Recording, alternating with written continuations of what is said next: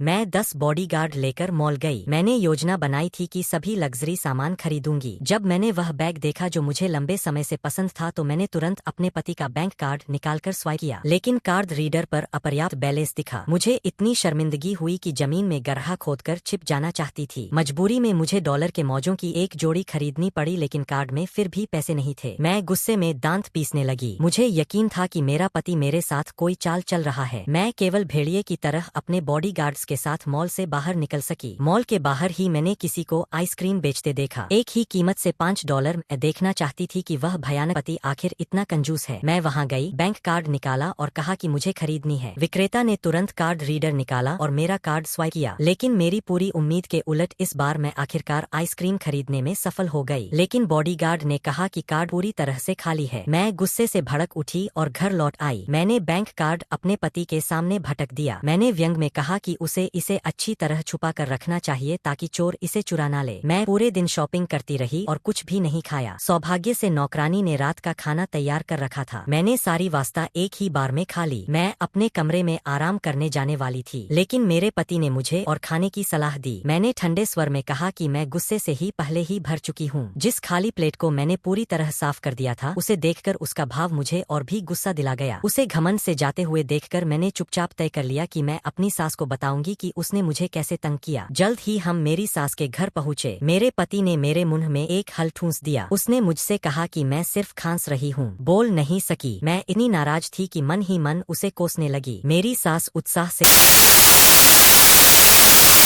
मैंने कहा कि मैंने एक दुपट्टा देखा था जो उनके लिए खास तौर पर बहुत उपयुक्त था। मैंने लापरवाही से उस आइसक्रीम के डिब्बे को जमीन पर फेंक दिया। तभी मेरे पति को समझ आया कि मैं शिकायत कर रही हूँ। मैं झुककर आइसक्रीम उठाने लगी। मैंने भावुक होने का नाटक किया और कहा कि यह एक छोटा सा स्नैक है जो उसने मुझे दिया था। मैंने यह भी कहा कि कार्ड में पैसे बस इसे खरीदने भर के ही थे, इसलिए मैं इसे खाने में हिचक रही थी। मेरे छोटे भाई ने तुरंत उस पर बहुत कंजूस होने का मजाक उड़ाया। मेरी सास से डांट पड़ने के डर से मेरे पति ने जल्दी से मेरा मुंह ढक लिया। उसने मुझसे कहा कि घर जाकर इस बारे में बात करेंगे, लेकिन मैंने अपनी सास के चेहरे पर उस हल्की सी मुस्कान को देख लिया। मेरे दिल में पहले से ही एक योजना बन चुकी थी। इसका अगला पार्ट देखने के लिए चैनल को सब्सक्राइब करके कमेंट में लिखें।